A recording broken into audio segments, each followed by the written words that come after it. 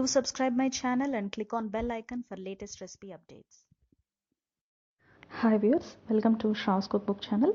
ఈరోజు నేను కొత్తిమీర నిలవ పచ్చడి తయారు చేయబోతున్నానండి. సో ఈ కొత్తిమీర నిలవ పచ్చడి తయారు చేయడానికి కావాల్సిన ఇంగ్రీడియంట్స్ చూద్దాము.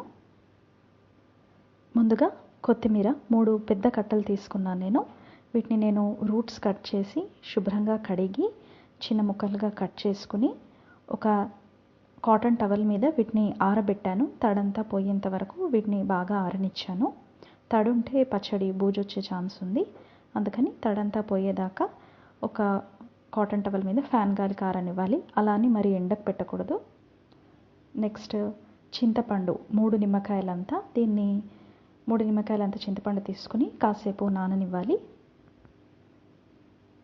నెక్స్ట్ పచ్చిమిరపకాయలు 6, ఎండుమిరపకాయలు 8, కరివేపాకు 3 రెమ్మలు, ధనియాలు 1/2 స్పూను, ఆవాలు 1/2 స్పూను, మెంతులు 1/2 స్పూను,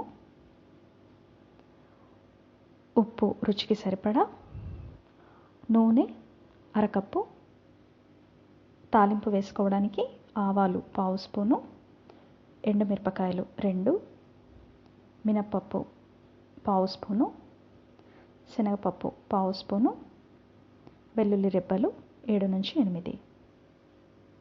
ఈ కొత్తిమీర నిలవ పచ్చడి తయారు చేయడానికి కావాల్సిన ఇంగ్రీడియంట్స్ అన్నీ చూసాం కదండి. ఇప్పుడు దీన్ని ఏ విధంగా తయారు చేసుకోవాలో చూద్దాము. ముందుగా స్టవ్ మీద ఒక ప్యాన్ పెట్టానండి. ప్యాన్ వేడెక్కింది. ఇప్పుడు ఈ ధనియాలు వేస్తున్నాను. ఈ ధనియాలను ఒక 2 నిమిషాల పాటు డ్రై రోస్ట్ చేసుకోవాలి. ఇందులో మెంతులు వేస్తున్నాను.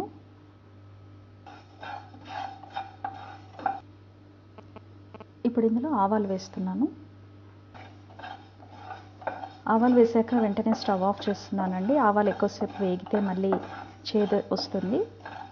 ఇప్పుడు ఇవన్నీ బాగా వేగాయి కదండి. ఇప్పుడు వీటిని కాస్త చల్లారాక మిక్సీ పట్టుకుందాము ఫైన్ పౌడర్ లాగా. మనము డ్రై రోస్ట్ చేసుకున్న ఆవాలు, మెంతులు, ధనియాలు ఉన్నాయి కదండి, వాటిని డ్రై రోస్ట్ చేసుకున్న కాస్త చల్లారాక ఇలా పౌడర్గా చేసి పెట్టుకున్నాను. ఇప్పుడు నెక్స్ట్ ప్రొసీజర్ చూద్దాము. ముందుగా స్టవ్ మీద ప్యాన్ పెట్టి కొంచెం ఆయిల్ వేడి చేయాలండి. నేను సగం ఆయిల్ వేస్తున్నాను. ఆయిల్ వేడెక్కింది. ఇప్పుడు ఇందులో ముందుగా ఎండుమిరపకాయలు, పచ్చిమిరపకాయలు, వీటిని కాసేపు ఫ్రై చేసుకోవాలి.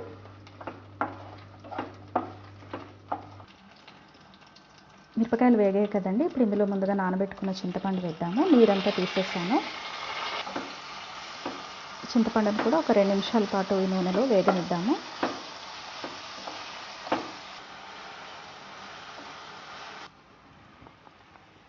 చింతపండు మగ్గింది కదండి నూనెలో. ఇప్పుడు ఇందులో కొత్తిమీర వేద్దాము.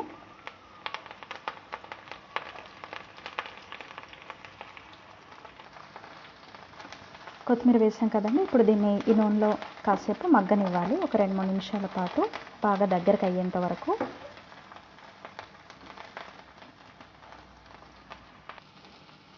కొత్తిమీర కాస్త మగ్గింది కదండి. ఇప్పుడు ఇందులో సాల్ట్ వేస్తున్నాను.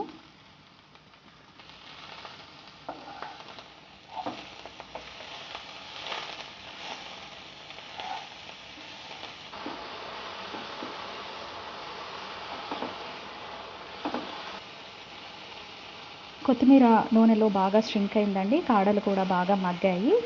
ఇప్పుడు దీన్ని స్టవ్ ఆఫ్ చేసుకొని బాగా చల్లారనిద్దాము. వేయించుకున్న కొత్తిమీర మిశ్రమం బాగా చల్లారిందండి. ఇప్పుడు దీన్ని ఒక మిక్సీ జార్లోకి వేసాను. అలాగే ముందుగా మనం గ్రైండ్ చేసి పెట్టుకున్న ధనియాలు, మెంతులు, ఆవాల పొడి కూడా ఇందులోనే వేస్తున్నాను. ఇప్పుడు దీన్ని మిక్సీ పట్టుకుందాము. కొత్తిమీర పచ్చడి మిక్సీలో వేసి గ్రైండ్ చేసుకున్నాం కదండి. ఇది ఈ విధంగా వచ్చింది. ఇప్పుడు దీంట్లో మనము తాలింపు పెట్టుకుందాము. ముందుగా స్టవ్ మీద ప్యాన్ పెట్టి ఇందులో ఆయిల్ వేస్తున్నాను. మనము ముందుగా సగం ఆయిల్ మిగుల్చుకున్నాం కదా, అది మొత్తం వేసేస్తున్నాను. ఆయిల్ వేడెక్కింది. ఇందులో ఆవాలు వేస్తున్నాను. నెక్స్ట్ ఎండుమిరపకాయలు, మినప్పప్పు, శనగపప్పు, వెల్లుల్లి రెబ్బలు, కరివేపాకు, ఇప్పుడు ఈ తాలింపుని బాగా వేయించుకుందాము.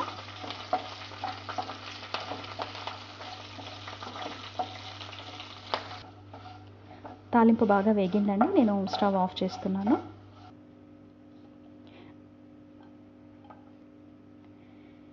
ఈ తాలింపును ఇందులో వేసుకుందాం పచ్చడిలో.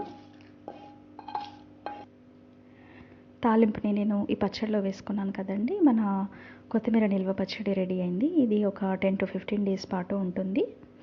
ఇది రైస్కి చాలా బాగుంటుంది. వేడివేడి అన్నము, కొత్తిమీర చట్నీ, నెయ్యి వేసుకుని తింటే చాలా టేస్టీగా ఉంటుంది.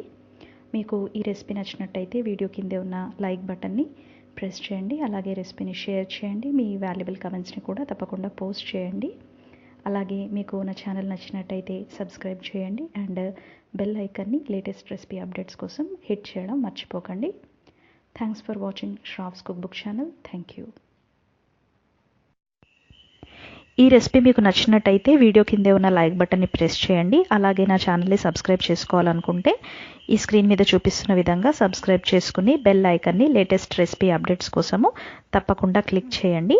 అలాగే మీ వాల్యుబుల్ కమెంట్స్ని వీడియో కిందే ఉన్న కమెంట్ సెక్షన్లో తప్పకుండా పోస్ట్ చేయండి. నేను వెయిట్ చేస్తూ ఉంటాను.